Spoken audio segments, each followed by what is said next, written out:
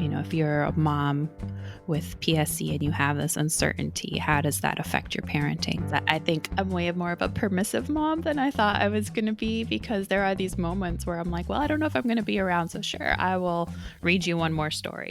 Hello, my name is Niall McKay and welcome to Living with PSC, a podcast about the rare disease of primary sclerosing cholangitis.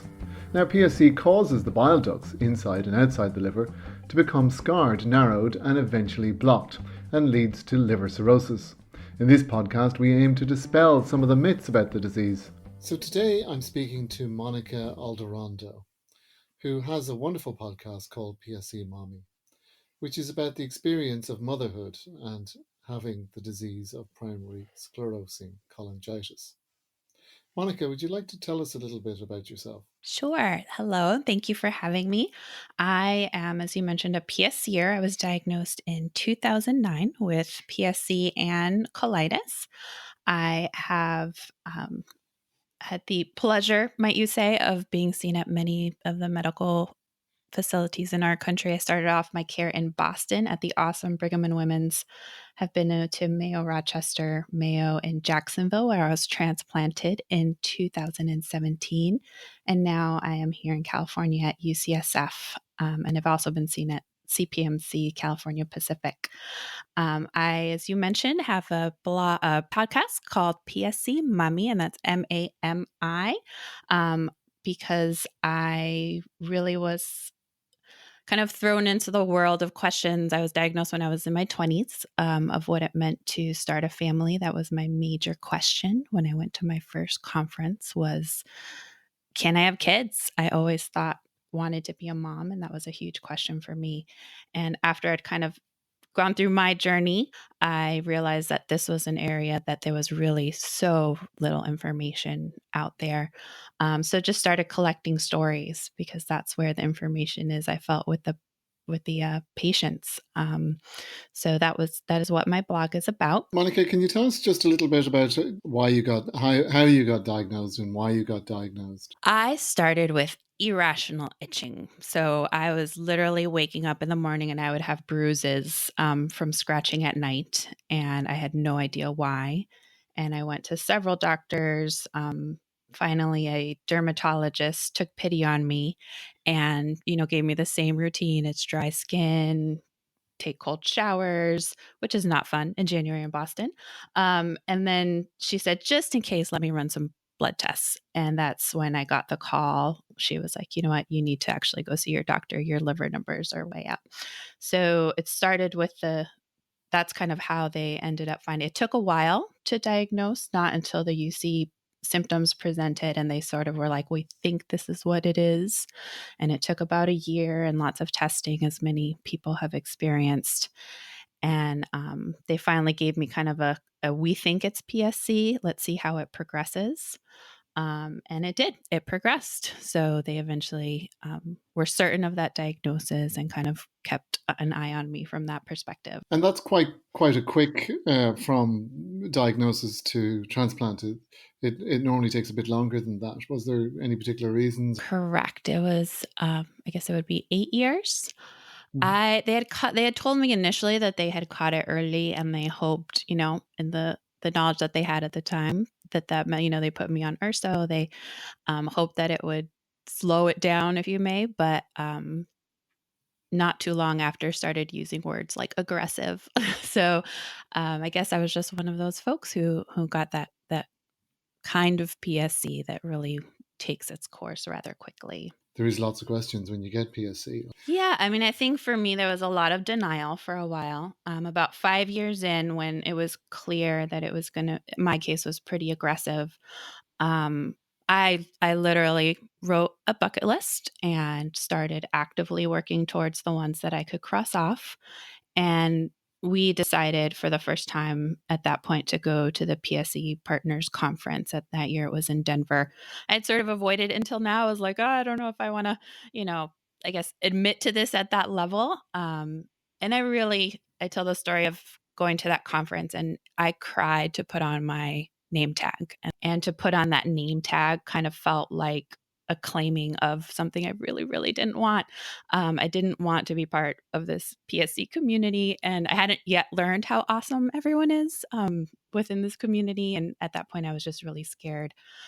But that conference was really a turning point for me and for my husband Tito, and our understanding and kind of what um, my perspective towards whether I should be making a bucket list or not, and what the options were. And I met some amazing women. And like I said, one of my main question was, can I have a kid? That was something. I was always the mom of the group, and the idea that I couldn't have that role was very, I was grieving it very deeply. So I met some wonderful women, and I remember at least two of them, just saying that who had small children, that their children had added to their life and not taken away. And that's just kind of something that I held. And then I had conversations with my doctors about what it meant, what it looked like for me, and um, eventually got there okay. I remember I have wonderful, wonderful, wonderful doctors at Brigham who worked really well with me and with my family. And they just kind of took the attitude of like, if you are stable for a certain amount of time, then we will work with you on this. So um, I always hate to say that I had any control over that period of stability, but I did certainly reduce my stress as much as possible. I was a teacher, so that was my first summer I ever took off from working. I didn't teach summer school. I exercised. I ate as best as I could. I just did everything I could to, um, in whatever way, control what is actually, I feel like, often uncontrollable. And it turned out that I was stable for the 3 months that they had um, asked me, if they said, we'll only do this if you can be stable for a while. And yeah, they followed me. And it was a relatively uneventful pregnancy, but we did have a couple scares. And yeah, we have a wonderful kid. Does PSC affect fertility? I think it's one of those questions, right, that's out there and then there's no real answer to. There's as all things PSC and the women that I've talked to, the people, the doctors, the researchers about these topics, there's just really so little information. And forgive me if I'm asking really Not at all. stupid questions here, but could you pass it on to your child or anything? That is also an open question. I have talked to folks whose parents, or I haven't talked to anyone yet whose children have PSC, but there have definitely been folks who in their family has been present. But my understanding is the research shows no link. One of the things that I'm trying to do is really just create a resource where different stories can be heard, where people have made different decisions or different situations where it's really not their decision, but things happen, and get as much variety in those stories as possible. So we have women who have not have kids as a result of their PSC journey or their colitis journey or Crohn's journey. I've interviewed women who have had kids before or after diagnosis. Upcoming, we have some post-transplant pregnancies, and I'm hoping to, really include things like surrogacy and adoption and all of the different options that people have, and just really the reality. I am not a medical professional, so I often try to focus on what's the human experience, what is the emotional experience, how do you feel when you are having these conversations with your doctors, and they really have real implications for your life and for the ability to have family, careers, all of those things. And when people are diagnosed younger, I was diagnosed in my 20s, it does have an impact on all of those decisions going forward. As most people who have ended up with a doctor will know, is that so few doctors know anything Yeah. about it. And one of the things I've really appreciated from PSC Partners is just the access to researchers and access to the folks who are looking at this. At our last conference, I co presented with Dr. Sarkar, and she, I thought her information on even birth control was super helpful because there's so much misinformation. Even on the support groups, you see young women asking questions, and different doctors are giving different advice. And so being able to talk to someone that says, no, look, I'm doing, this is the research, this is what I'm dedicating my time to, um, And I think, these podcasts are helpful because not everyone is able to go to the conferences. It's For anybody who doesn't know, just the PSC Partners is a organization that sort of it's like a user group run by the inmates, if you like. So the wonderful people that run it, who Ricky, who understands science as well as any scientist I've ever met or Mhm. talked to, Yeah, she's and is wonderful. completely on top of all the research. Absolutely. And I think it's really great, they have been very active as those of us who are kind of also vocal advocates to ask the questions about, what does this look like? I mean, when I was diagnosed and first looking, what I was reading was this was a disease that affected middle-aged white males. And as a, young Latina woman, I was like, where do I fit in this story? How does this affect, does this research affect me? So the ability again to have those conversations, to seek out people who have different experiences, has been really helpful as we look at not only how it affects different age groups and even starting to ask the question about ethnicities and is the prevalence the same. I saw some heard a very eye-opening fact about just the same, if I'm remembering correctly, the same incidence in African Americans as whites. And that is interesting to me, because that's not a population I see a lot in the support group. So trying to think about how we continue to reach out to folks who are not kind of engaging in the supports that are out there. So again, I'm looking for diverse stories of all kinds, because I feel like parenting is such a big part of so many people's lives. And when you have a chronic disease, it's important to really think about what to do as a parent. And we've been trying to collect resources and just kind of have a list of things from um, Heather, one of my interviewees. She at her hospital, they gave her some great resources about like how to talk to your kids, and we got permission to put those on the website. And because I'm even coming to that now. My son is 3.5, and I've realized, oh, he's gonna have questions about why we go to the doctor so much and why I go get labs drawn, and how do I start answering those? He was a baby when I had my transplant, so there wasn't a lot of discussion. Um, other than whether he was fed and taken care of, right? Which he was by our wonderful family. But there are questions about how to approach that, for kids of all ages.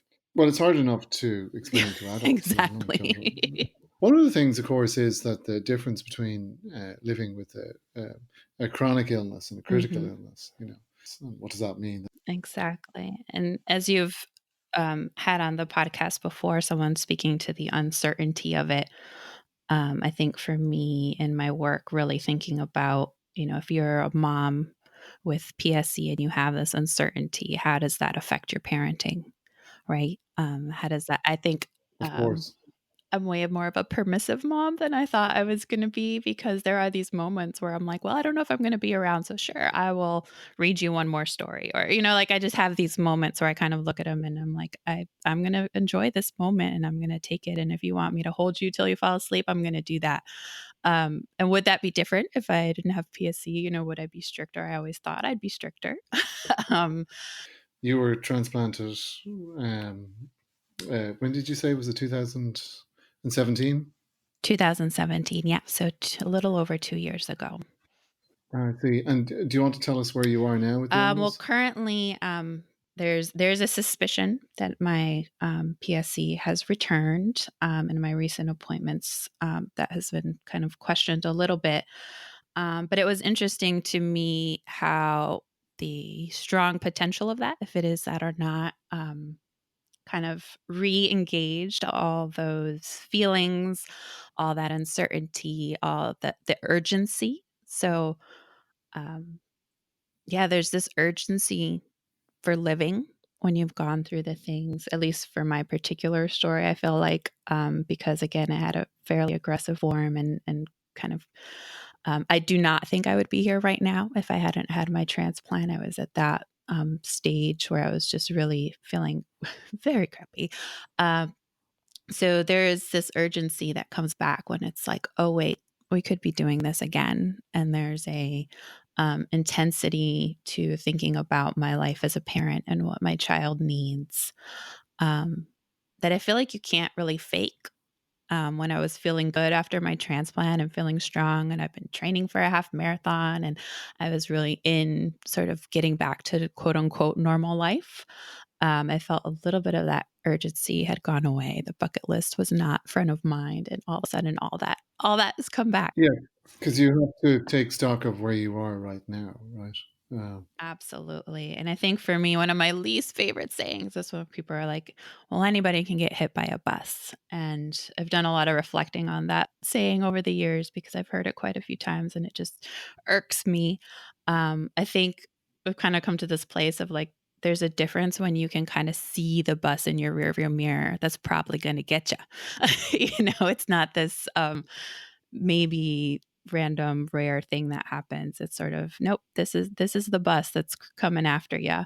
you go onto the internet and you start looking at PSC, the news will look very bad. Absolutely. One thing that I learned very quickly, and I think this is human nature, is that especially like forums or online boards, that we go to those places often when we're not feeling great, right? When we have a question, when we're scared, and kind of engage in that. So it is rare that on a day where I've gone out and run 7 miles and played with my son and had a great meal that I go and write that on a message board.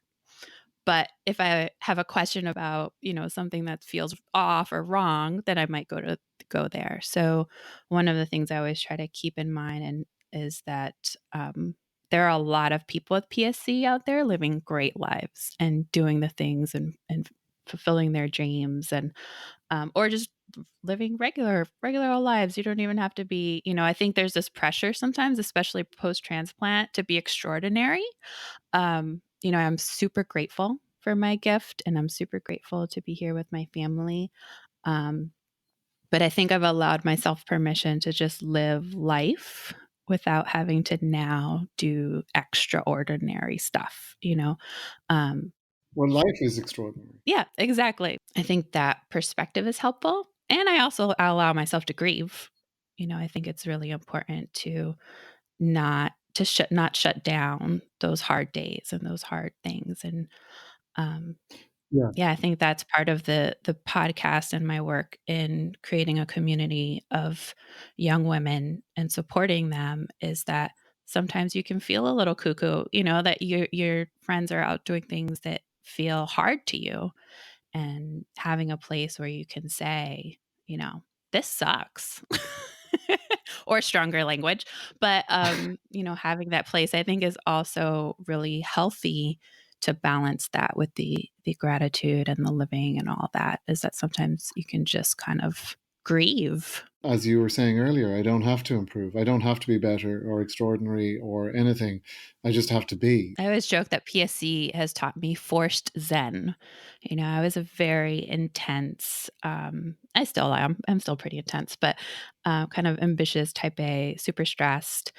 And PSC just taught me one forced zen that I had to be in the moment because I literally did not know what was coming down the pike. I mean, after transplant, I felt like I couldn't see a couple weeks in front of me, a couple months. And um, the other thing that it has really taught me is just engaging my community and asking for help. That was something that was really hard for me before.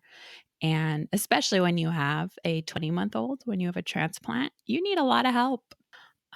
When I did talk to my hepatologist about having a kid and getting pregnant, that was one of the things she told me. She was like, in order to do this, you have to have a support system because you don't know when you're going to be hospitalized. You don't know. She's like, you have to have a very willing partner. You have to have a very willing community because you're going to need them. And she was right. And you moved from Boston to the Bay Area. Have you more people around you now in the Bay Area? I have a need for community, and I will say that I've consciously cultivated community and sought them out. You will find in moments of need that that is reciprocated, and that's one of the things that I'm super grateful for. That I've had kind of that ability to do that.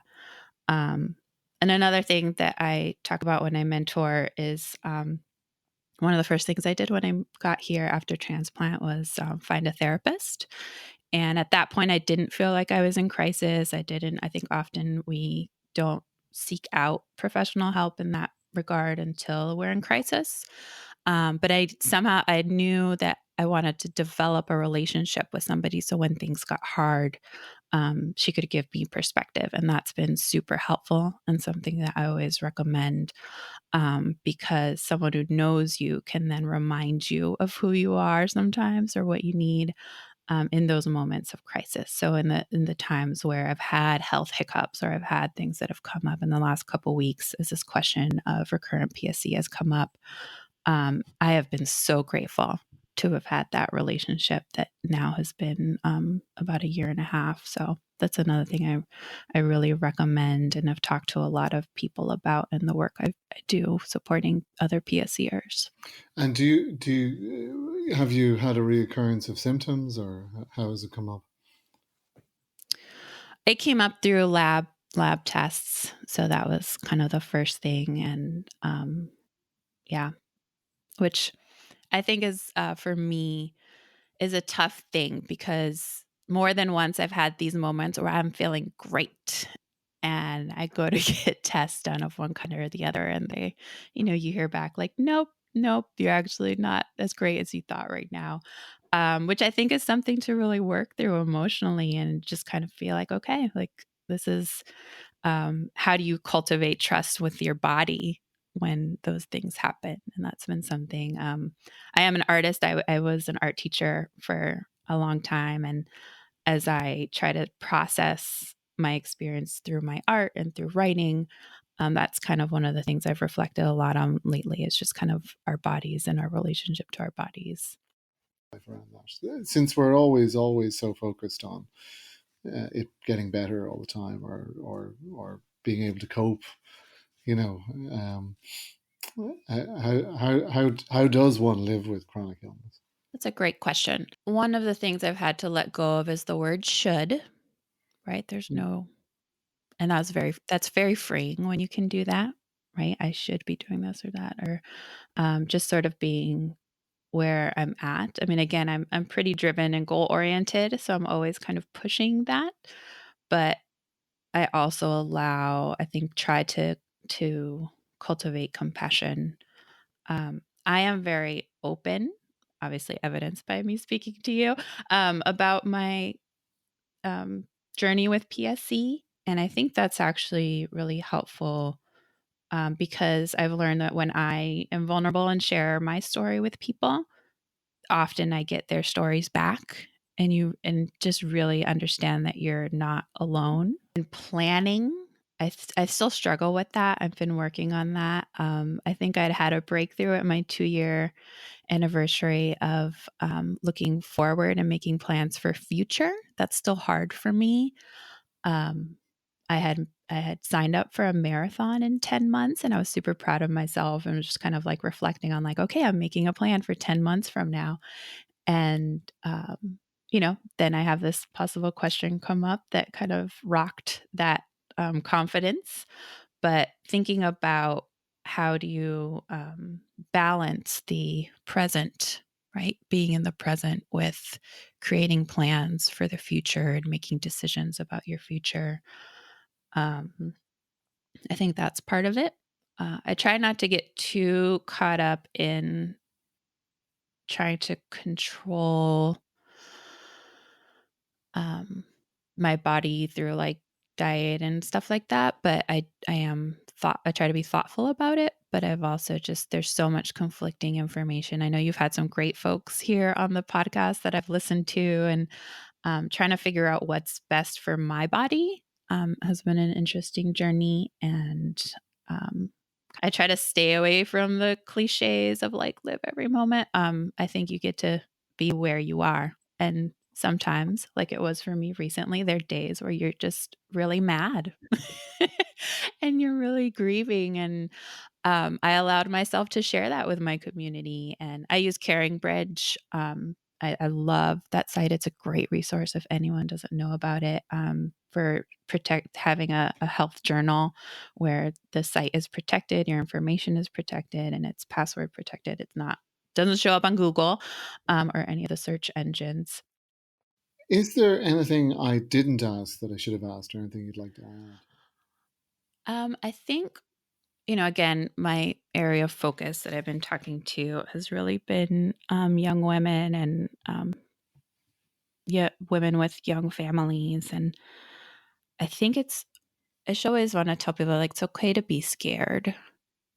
I think we often gloss over, try to make everything happy and fun. And again, I was completely raised to be an optimistic and look at the positive side. And I think that's a big part of my life. But there's this piece that if you deny yourself that, it just kind of creeps in and takes over. Well, Monika, thank you very much for your time. It's been wonderful talking to you. Thank you. The podcast, if folks want to find it, is PSCMAMI.com. Hope they check it out. And if anyone wants to share their story, I would love to have a more diverse story set. Well, I'm afraid that's all the time we have for this week. For more information about PSC and for a list of people and topics we'll be covering in the near future, please go to www.pscpartners.org. That's www.pscpartners.org. PSC Partners is a non-profit organisation dedicated to providing education and support to primary sclerosing cholangitis patients. There is information and resources on the website. There is a conference once a year. There is a private Facebook group that you can also join. Also, please join our patient registry. This is an anonymous database that provides research support to the medical community who are researching this disease. Thank you very much for listening.